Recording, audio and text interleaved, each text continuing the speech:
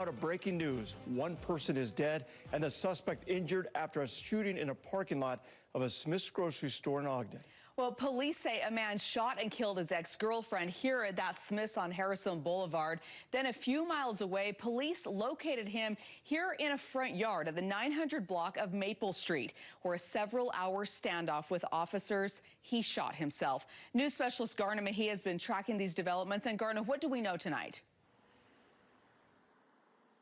Yeah, good evening, you guys. And just as you mentioned, we just spoke with police a little bit ago. They are now finally confirming that these two incidents are connected.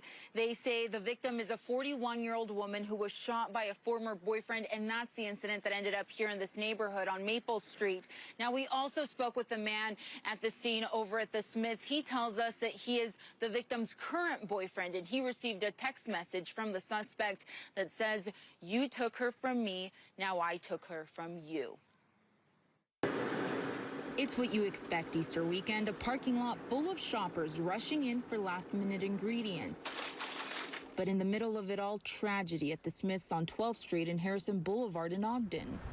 Family members at the scene say a woman was shot and killed. It's terrible. It's sad. I feel bad for the family. Meanwhile, 3.5 miles down the road, witnesses say a man sped into their neighborhood on Maple Street, with police following closely behind. I think he was trying to get away. Jackie Martin lives a few houses down. He declined to go on camera, but says he saw the exchange. And then a guy just took off up the road, and then all kinds of cops surrounded him, and then he just sat down in the driveway. For hours, SWAT team members closed off the neighborhood in efforts to de-escalate the situation. Looks like they've been negotiating with him, throwing him some waters. He's smoking cigarettes, and has pretty much been holding a gun up to his head the whole time.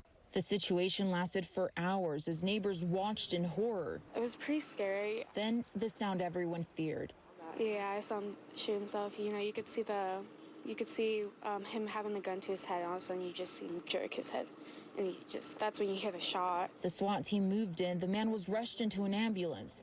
Those left behind processing what they witnessed and the life taken at their local grocery store. The only thing I hope for is just that all the officers, all the neighbors, everyone out here safe, and that the family of the deceased victim has prayers with them.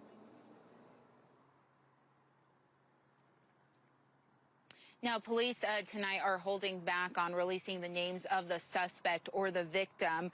We do know that the suspect is in critical condition, and they confirmed that this was a domestic violence situation. They don't believe that there's any threat to the community at this point.